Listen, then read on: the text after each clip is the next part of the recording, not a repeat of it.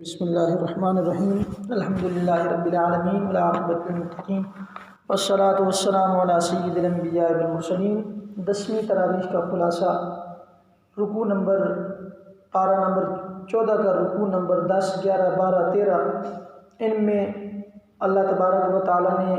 کفار کی عبرتناک عاقبت کا بیان فرمایا کہ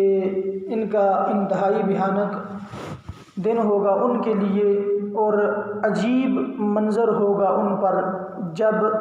قیامت کا دن آئے گا ان پر۔ اور جو لوگ اتباع قرآن سے منہ موڑتے ہیں، قرآن کے احکام کی پیروی نہیں کرتے، وہ اپنے لیے جہنم خریدتے ہیں۔ اور جو لوگ راہ خدا میں ہجرت کرنے والوں کو دنیا میں بھی اللہ تبارک و تعالیٰ فائدہ پہنچائے گا، یعنی جو راہ خدا میں ہجرت کرتے ہیں تو اللہ دنیا میں بھی انہیں فائدہ پہنچائے گا، اور آخرت کا اجر تو بہت بڑا ہوگا، یعنی آخرت کے اجر کا تو کوئی حساب ہی نہیں ہے۔ اور ساتھ فرمایا کہ کفار عذاب الہی سے کہتے ہیں، یعنی بے خوف ہو کر، اب وہ کہتے ہیں کہ انہیں کسی قسم کا خوف نہیں ہے۔ کیسے وہ بے خوف ہو گے؟ یہ عذاب ان پر کسی وقت بھی نازل ہو سکتا ہے، یعنی وہ اپنے آپ کو عذاب الہی سے بے خوف محسوس کرتے ہیں، لیکن ایسا نہیں ہے، ان پر کسی بھی وقت عذاب آ سکتا ہے۔ رکوع 14 میں فرمایا کہ اللہ تبارک و تعالیٰ لوگوں کی غلطیوں پر گرفت نہیں فرماتا۔ اگر گرفت فرماتا ہوتا تو دنیا میں کوئی بھی چلتا پھرتا دکھائی نہ دیتا۔ وہ ڈھیل دیتا ہے جب وقت معین آ جاتا ہے، خاص وقت آتا ہے تو ایک لمحہ بھی ادھر ادھر نہیں ہوتا،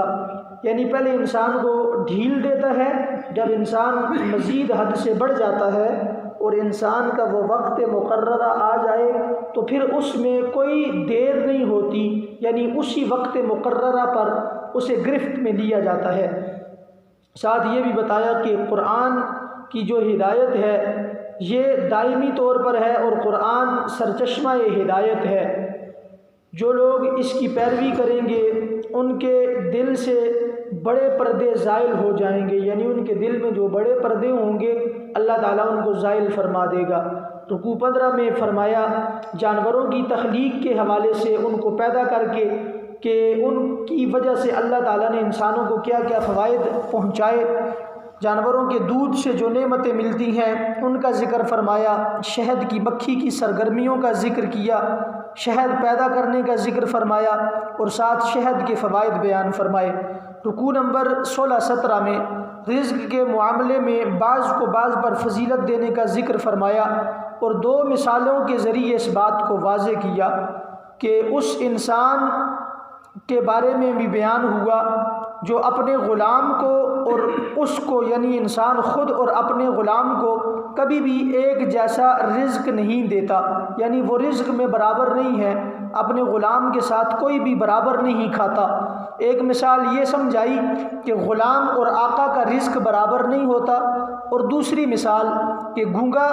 اور بد نصیب اور فصیح اللسان اور خوش نصیب یہ بھی کبھی برابر نہیں ہو سکتے۔ ان 2 مثالوں کے ذریعے سمجھایا، اور ساتھ یہ بتایا کہ یہ تو عاجز مخلوق ہے۔ اب 2 مثالیں پہلے ذکر کی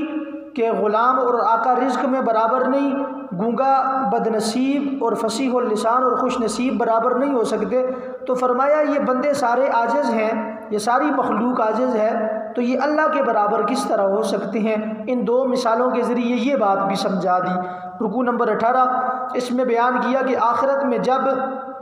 حشر قائم ہوگا، کفار معذرت خواہی کی اجازت چاہیں گے کہ اللہ تعالیٰ کے حضور معذرت کریں، ان کی کوئی درخواست قبول نہ ہوگی، نہ ہی ان کے عذاب میں تخفیف ہوگی۔ اس دن ہر قوم جو ہے اپنے معاملات میں خود ایک دوسرے پر گواہ ہوگی، یعنی ہر قوم جو ہوگی تو اللہ تبارک و تعالیٰ اس پر اس کے مقابلے میں ایک گواہ قائم کرے گا، اور ساری امتوں کے اوپر اللہ تبارک و تعالیٰ حضور علیہ الصلوۃ والسلام کو بطور گواہ پیش کریں گے، یعنی ایک دوسرے کے مقابلے میں وہ خود بھی گواہ ہوں گے، اور اللہ تعالیٰ سب سے آخر میں حضور کو گواہی کے طور پر پیش فرمائیں گے۔ حضور کے اللہ تعالیٰ کے حضور نبی صلی اللہ علیہ وسلم بھی گواہی دیں گے کہ ان ساری اقوام کی طرف انبیاء آئے تھے دعوت حق دینے کے لیے۔ اس کے بعد رکوع نمبر 19 عدل کا حکم دیا، قریبی رشتہ داروں کے حقوق ادا کرنے کا فرمایا گیا، برائی، بدکاری، ظلم، بغاوت سے منع فرمایا، اس سے کیا ہوا وعدہ پورا کرو، یعنی جو اللہ سے وعدہ تم نے کیا ہے اس کو پورا کرو، قسم کھاؤ تو اسے پورا کرو، اس عورت کی طرح مت ہو جاؤ جس نے اپنا سوت محنت سے کاٹا ہے پھر اسے ٹکڑے ٹکڑے کر دیا، یعنی پہلے وہ محنت کر کے سوت کو کاٹنے کے بعد جب وہ تیار ہو جائے، کچھ بنانے کے قابل ہو جائے تو اسے دوبارہ ٹکڑے ٹکڑے کر دے۔ اپنی قسموں کو فساد کا ذریعہ نہ بناؤ، اس سے بھی منع کیا کہ بعض لوگ قسمیں کھاتے ہیں فساد بنانے کے لیے، دنیا میں فساد جھگڑا کرنے کے لیے، تو منع فرمایا۔ رکوع 20، ایمان کے بعد جو کفر کو اختیار کرنے والے ہوں گے ان پر اللہ تعالیٰ کا غضب ہوگا، اللہ ان سے ناراض ہوگا۔ صبر کرنے والوں، ثابت قدم رہنے والوں اور مومنوں کو بہت اجر ملے گا۔ جو لوگ صابر ہوں گے، ثابت قدم رہیں گے اور ساتھ مومن ہوں گے ان کے لیے تو بڑا اجر ہے۔ رکوع 21 میں فرمایا کہ قیامت کے دن مخالفین اور منکرین، جو توحید کے منکر اور مخالف ہیں، اس بات پر جھگڑا کریں گے کہ ہمارے پاس پیغام توحید کوئی لے کر نہیں آیا، ہمیں کس جرم کی سزا دی جا رہی ہے، حالانکہ ان کے پاس رسول آ چکے اور وہ سب رسولوں کی تکذیب کر کے لعنت کے مستحق بھی ہو چکے تھے، لیکن وہاں پر پھر وہ مکر جائیں گے۔ پیچھے جو فرمایا ہر ایک کو دوسرے کے مقابلے میں گواہ لایا جائے گا، وہ اسی وجہ سے ہوگا۔ رکوع نمبر 22، اس میں حضرت ابراہیم علیہ السلام کے واقعہ کی طرف اشارہ فرمایا اور ساتھ حضور صلی اللہ علیہ وسلم کو ملت ابراہیمی کی پیروی کا حکم دیا، اور ساتھ فرمایا آپ حکمت اور اچھے طریقے سے تبلیغ دین فرمائیں۔ 15واں پارہ سورہ بنی اسرائیل، رکوع 1، اس کے آغاز میں حضور صلی اللہ علیہ وسلم کو مسجد حرام سے بیت المقدس تک لے جانے کا بیان اور جو واقعہ معراج سے متعلق ہے، یعنی یہ جو سفر آپ کا واقعہ معراج سے متعلق ہے اس کے حوالے سے، اور حضور علیہ الصلوۃ والسلام کی معراج کو بیان فرمایا۔ ساتھ یہ کہ زندگی میں جب حضور صلی اللہ علیہ وسلم کی زندگی میں غم کثرت کے ساتھ آئے، غم کے اوپر غم آئے، اس کے بعد اللہ تعالیٰ نے اس رات کا اہتمام کیا جسے شب معراج کہا جاتا ہے، اپنے جلووں میں محبوب کو بلایا ان غموں کی وجہ سے کہ میرا محبوب غم زدہ ہے۔ تمام انبیاء کی معراجیں اپنی اپنی جگہ اہمیت کی حامل ہیں، ہر نبی کو معراج ہوئی لیکن حضور کی معراج سب سے افضل ہے۔ اور ساتھ یہ کہ حضور علیہ السلام کی جو معراج ہے فقط روحانی نہیں ہے بلکہ جسمانی بھی ہے، روحانی اور جسمانی معراج حضور نے فرمائی۔ رکوع 2، اس میں آخرت میں حساب کتاب کے بارے میں بیان کیا کہ ہر شخص کا نامہ اعمال اس کے سامنے ہوگا۔ رکوع 3، 4، اس میں بیان کیا کہ صرف ایک خدا کو مانو، والدین کے ساتھ احسان کرو، والدین یا دونوں میں سے کوئی ایک بڑھاپے میں ہوں ان کے آگے اف تک نہ کرو، نرمی سے بات کرو، مسکینوں مسافروں کی خدمت کرو، فضول خرچی سے بچو، اپنی اولاد کو مفلسی کے خوف سے قتل نہ کرو، زنا کے قریب نہ جاؤ، اور جس چیز کا علم نہ ہو اس کے بارے میں بات نہ کرو۔ رکوع نمبر 5 میں فرمایا کہ قرآن سرچشمہ ہدایت ہے، لوگ مرنے کے بعد زندہ ہونے پر شک کرتے ہیں، جس نے ان کو پہلے پیدا کیا وہ دوبارہ زندہ کرنے پر قادر ہے۔ رکوع 6 سے لے کر 10 تک فرمایا کہ معبودان باطل کسی کی مدد نہیں کر سکتے۔ ساتھ یہ بیان کیا کہ حضرت آدم علیہ السلام کو جو فرشتوں نے سجدہ کیا تو ابلیس اس کا منکر ہوا اور بارگاہ خداوندی سے راندہ ہو گیا، یعنی مردود ہو گیا۔ کبھی کہتے ہیں لوگ، یعنی وہ منافقین اور کفار، کبھی یہ کہتے ہیں کہ نبی جو ہے اس کی تصدیق کے لیے فرشتوں کو کیوں نازل نہ کیا، کبھی کہتے ہیں کہ اپنے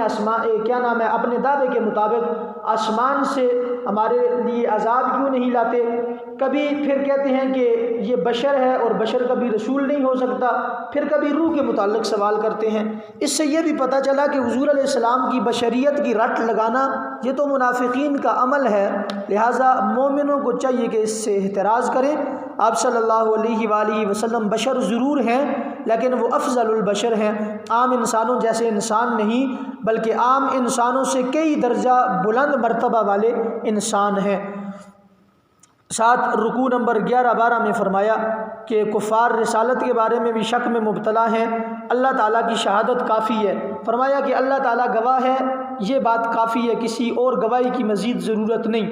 حضرت موسیٰ علیہ السلام کے بارے میں بھی فرعون اور اس کے حواری شک میں تھے، وہ حضرت موسیٰ علیہ السلام کو جادوگر خیال کرتے تھے، تو کیا ہوا؟ تباہ و برباد ہو گئے، ہلاک ہو گئے۔ رکوع نمبر 13 سے 16 تک اللہ کی حمد ہے، سورہ کہف شروع ہو چکی۔ اصحاب کہف کا واقعہ بیان فرمایا۔ چند نوجوان امیر زادے دین عیسوی پر جب مطلع ہوئے، اپنے دین اور ایمان کی حفاظت کی خاطر ایک غار میں جا کر روپوش ہو گئے۔ اللہ تعالیٰ نے ان کے دین اور ایمان کی حفاظت کا عجیب انتظام فرمایا۔ چھپنے کی جو وجہ تھی وہ اپنی جان بچانا نہ تھا، بلکہ اپنے ایمان کی حفاظت کرنا تھا۔ طویل عرصہ گہری نیند سوتے رہے کہ حالات بدل گئے، کفریہ حکومت کا خاتمہ ہوا، اسلامی حکومت قائم ہوئی۔ ان کی تعداد کے بارے میں جو شک تھا اس کو دور فرمایا۔ غار میں اصحاب کہف کے قیام کی مدت جو بتائی گئی ہے وہ 309 سال تھے۔ 309 سال تک وہ غار کے اندر رہے۔ اللہ تعالیٰ نے انہیں گہری نیند سلا دیا۔ جب وہ اٹھے تو وہ کافروں کی حکومت کا خاتمہ ہو گیا تھا، اور ساتھ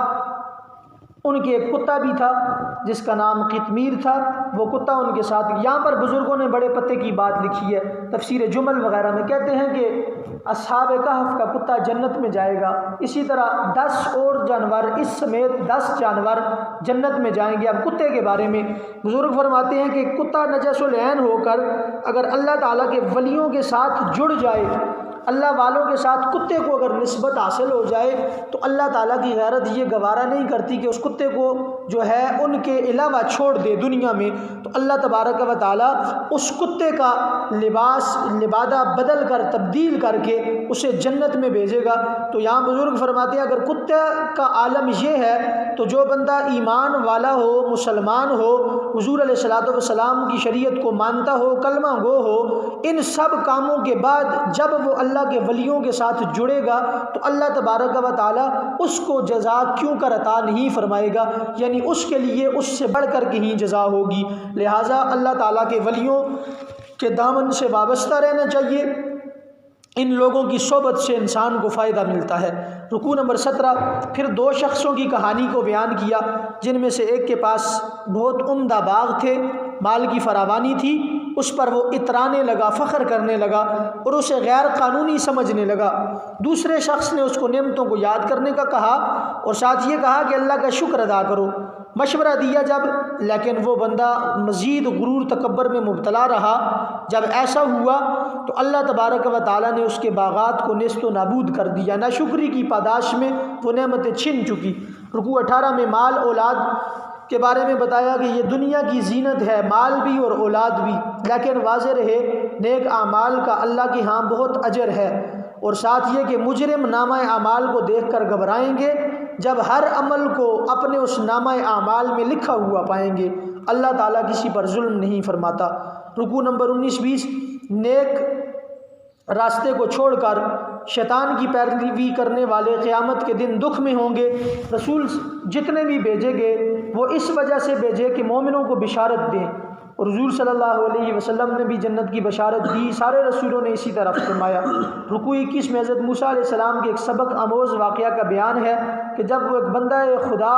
کی تلاش میں نکلے تھے، اس کے ساتھ جب رہنے کی خواہش کی، جب اسے پا لیا تو اس بندہ خدا نے اس شرط پر ساتھ رکھنے کے لیے یا رہنے کے لیے اجازت دی کہ جو بھی معاملہ ہوگا اس کے بارے میں آپ سوال نہیں کریں گے تا وقت کہ وہ خود ہی اپنی مصلحت نہ بتا دیں، یعنی وہ جو بندہ خدا حضرت خضر ہیں جب تک وہ خود اس کام کے پیچھے جو مصلحت ہے وہ نہ بتا دیں، اس وقت تک جناب موسیٰ علیہ السلام سے یہ شرط رکھی کہ آپ سوال نہیں کریں گے۔ اس طرح 15 پاروں کا خلاصہ مکمل ہو گیا۔ اللہ تبارک و تعالیٰ سے دعا ہے اللہ تعالیٰ ہمیں قرآن مجید کو سمجھ کر پڑھنے کی توفیق عطا فرمائے۔